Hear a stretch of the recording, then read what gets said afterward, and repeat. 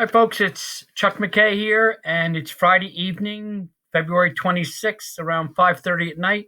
And I just thought I'd celebrate a couple of great things that have happened this week with our Vernon students.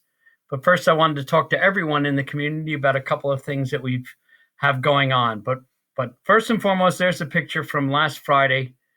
What a difference a week makes. We've had enough snow. Had 2 snow days, 2 delayed openings, and 6 virtual days. So we are ready for spring, and that's what we're going to talk about. What I'd like to talk about tonight is our new program, Spring Forward, in which we will start on April 12th to bring both of the cohorts back together. That's the first day after spring break, and it's very important, of course, that we talk about quarantining if anybody's traveling. But the idea simply is that we would like to bring blue and gold back together again in the classroom, social distance in every place that we possibly can, and make sure that we use our shields and our masks and we clean our hands and we make sure that our students are safe. But we'd like to get everyone back together again and spring forward, if you will. For the last 8 weeks of school. And the idea simply is that we want to get back to some normalcy, to bring our students in. And if virtual students are interested, we will send out information from the administration in each of the buildings and also from the central office to basically let you know what we can do and can't do in order to try to make this work. But we are going to bring our students back together. We put a podcast out yesterday. We'll be sending you more information as we move forward. But the idea simply is that we now have a new program where we're continuing our program, both cohorts, full days, 5 days a week. And one of the things that we're trying to do, if the weather helps us, starting in April 12th, is to have the students eat outside or have time for their part of their school day outside. So tents, tables, and all of those things are part of the plan that we will be unfolding in the next 5 weeks for you. So we're asking you to come join us on April 12th as we open the doors to both cohorts, and we will continue to work on schedules all during these 5 weeks in preparation for that. But I wanted to talk also about some of the great things that happened this week and some of our wonderful students and what our great teachers are doing with them. So we're going to talk about artists, we're going to talk about gamers, we're going to talk about scholar athletes, we're going to talk about some of the great things that our students are doing for Black History Month in their history classes, and also facilities projects and preschool funds. So, Melody, this is your beautiful watercolor. I was just talking to Mrs. Gebhardt this morning, and we were talking about what a great artist you are. And I was sitting thinking about how difficult it is to do a watercolor. So, Melody, congratulations on winning with this. And let's talk about this artist as well. Of course, this is patience. And patience, this patience heavy is this artistic rendering is called Conflict Within. And it's a chalk pastel pencil, brush, and charcoal. Patience, I don't know if I've ever seen something so expressive, so beautifully done by one of our students at the high school. So in the picture, of course, you're seeing maybe the two sides of Patience. One is the artistic side. The other is her athletic side, as she is part of our girls wrestling team. This is really fantastic, and it won first place in the drawing competition at Art Rocks, which is the Roxbury Art Show. But even more importantly, or at least as importantly, Patience also was offered a artistic merit scholarship for $23,000 a year at the Hartford Art School. So we want to wish her the best of luck, whatever school she chooses. But young lady, you really have a talent, and we're very, very proud of you. E-Team News. As you know, Mr. Shea, Mr. Gagliostro, Mr. Anthony Ventrone are working with the students to make sure that we have both the Super Smash Brothers competitions and other competitions as well. I talked about last week about the other competitions, and of course, this is the one. And they're running into great teams. They're running into great teams from Milburn and other places as well. They're up to their eyeballs in competition. And of course, this is the future of a certain type of sporting. There's scholarships involved with this as well. So I wanted to thank the advisors, thank the parents, and thank all the folks that are involved in the team. It's great stuff. Alyssa Vandelinda, congratulations. Now, you were nominated by Coach Saganek to go to this all-day event of the NJSIA, which is the National Girls and Women's in Sports Day event. Now, Alyssa, of course, is a three-sport athlete. She's involved with field hockey, indoor track, and lacrosse. So what better to represent us at something as exciting as that than Alyssa? So, Alyssa, all those hours spent on the field hockey field, running around an indoor track, whether it was inside or out, and, of course, playing lacrosse, has paid off because you were honored for all of your hard work. And I want to thank Mr. Saganek for that nomination. That's a terrific pair right there. Great job. March 13th, Winter Carnival. Was talking to Miss Mitchell this morning, and we are set to go. There's a chance that part of this might be inside as well as outside, but the bonfire is still on. The DJ is still coming. There's still going to be carnival games and prizes and photo booth. So it's going to be a very exciting time. Now, remember, we're doing it by grade level. So you have the 8th grade coming from 1:30 to 3, 9th grade from 3 to 4:30, 10th grade from 4:30 to 6, 11th grade, 6 to 8. And then once it's dark, 11th and 12th graders take over, with 12th grade coming from 8 to 10. So come on out. Let's have some fun. There's going to be T-shirts, and they're long sleeve T-shirts, and they'll have that Viking Winter Carnival logo, which I think was created by Mr. Miller's classes. So well done, all involved. Thank you to the Student Life Committee and all the parents that have volunteered to be part of that experience. I think Ms. Mitchell said there's a huge amount of parent volunteers. So bravo. It was Black History Month. So in our history classes and social studies classes, some of the greats from African-American history were studied, Booker T. Washington and W.E.B. Du Bois, or Dubois. Of course, two intellectual leaders during the 1920s and 30s, Booker T. Washington, Tuskegee Institute, and pushing for skill sets that African-Americans would have. His famous essay was Put Your Bucket Down, Where You Find It, the idea of making the world work for you by understanding how the world works. Booker T. Washington was someone who made sure generations of young men were trained in order to be successful. Whereas Du Bois had the argument coming out of the Harlem Renaissance, of course, of the talented 10th. And the idea simply behind that was to push forward African Americans to make sure that they were well educated and became future leaders. And I think that any students that are dealing with those great intellectuals during that time period get a real sense for different perspectives of the African American experience. So that was great. That's a great project.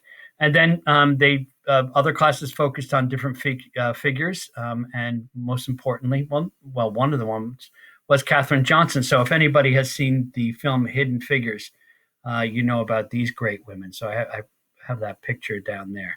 But all great stuff. And of course, other classes were doing quotes of the day, a synopsis of African American males or females, and then they would talk about those folks. So it was a great month in history classes, and a great thing to talk about. So Black History Month.